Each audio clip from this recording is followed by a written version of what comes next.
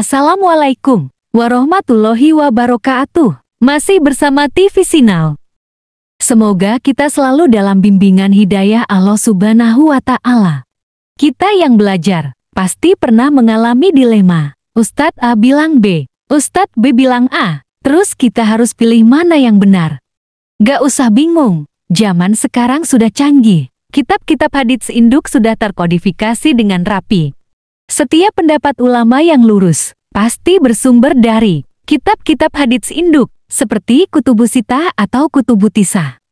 Dalam artian bahan mentahnya mudah untuk ditelusuri kalau mau. Satu contoh saja yang masih jadi perdebatan sepanjang sejarah yang seharusnya sudah tidak perlu terjadi. Karena semua sudah clear dan jelas, yaitu masalah ibadah tahlilan. Sebenarnya hal ini sudah selesai. Terlebih setelah diskusi panjang antara Ustadz Firanda dan Ustadz Idrus di Batam beberapa tahun lalu.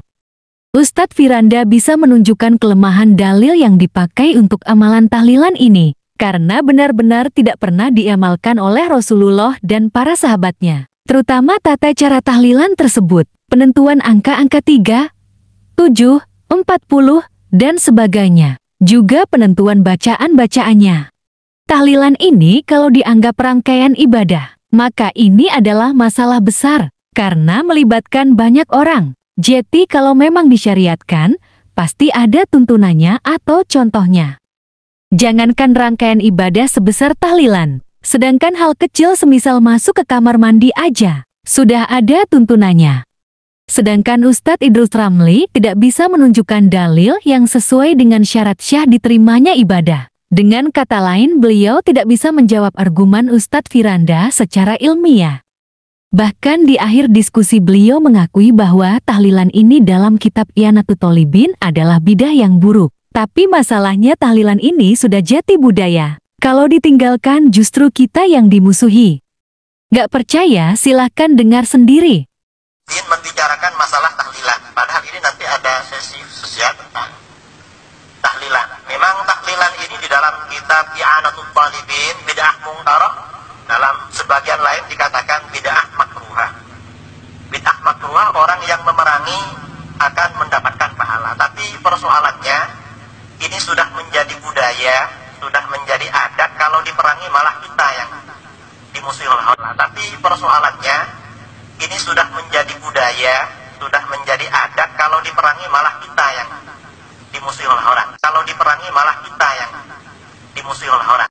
Maka perkara ini sudah final. Tidak ada alasan lagi Anda beralasan bidah hasanah dan lain-lain. Karena pendapat Imam Syafi'i tentang bidah hasanah itu contohnya adalah masalah-masalah yang bukan pokok atau syarat ibadah, tapi sarana-sarana ibadah. Misal mendirikan madrasah, sholat tarawih berjamaah, penulisan Al-Quran, dan lain sebagainya.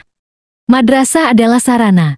Karena di zaman Rasulullah sudah ada orang yang belajar dan orang yang mengajar. Sholat tarawih berjamaah. Berjamaahnya ini adalah sarana. Karena Rasulullah pernah melakukannya selama 3 hari. Dan berhenti karena takut diwajibkan Allah. Penulisan Al-Quran ini juga adalah sarana. Karena di masa Rasulullah juga sudah ada para sahabat yang menulis Al-Quran. Kembali ke masalah kitab-kitab induk. Kemudahan dalam menelusuri dalil di masa kini, menjadikan kita lebih mudah mencari kebenaran, kalau ada kemauan. Satu misal ensiklopedia kitab 9 imam merupakan kumpulan kitab-kitab hadits induk yang bisa dipakai oleh berbagai kelompok. Kita bisa mencari sumber-sumber dalil di sana dengan mudah.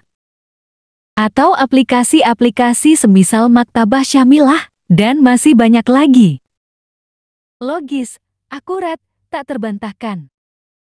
Islam telah sempurna. Tidak perlu penambahan dan pengurangan.